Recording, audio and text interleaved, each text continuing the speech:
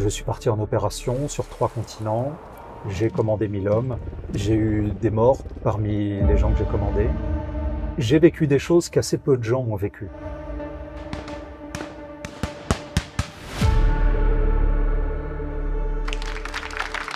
Janvier 2011, 120 km au nord-est de Kaboul. On reçoit l'ordre d'aller capturer un chef taliban enterré en fond de vallée. Dès la première seconde, il nous embarque dans son univers que moi je ne connais absolument pas. Septembre 97, Castelnaudary, régiment d'instruction de la Légion étrangère. J'ai eu l'impression de me retrouver au milieu du désert, de me retrouver sur un champ de bataille, de me retrouver dans la Chambrée. Donc on a été vraiment en immersion dans la Légion. Son attitude, sa manière de délivrer le message fait qu'il arrive à casser l'image négative qu'on peut avoir de l'environnement militaire. Juillet 97, Afrique de l'Est. Nous faisons un exercice long dans le désert. Mon procédé oratoire, c'est de raconter des histoires.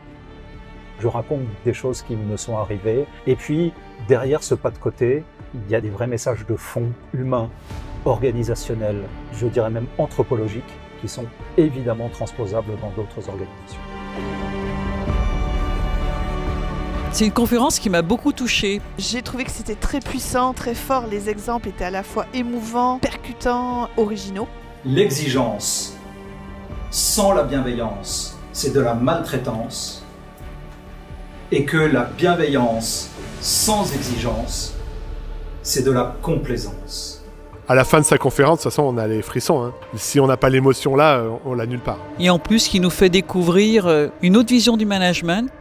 Chez nous, c'est du commandement. Chez vous, du management.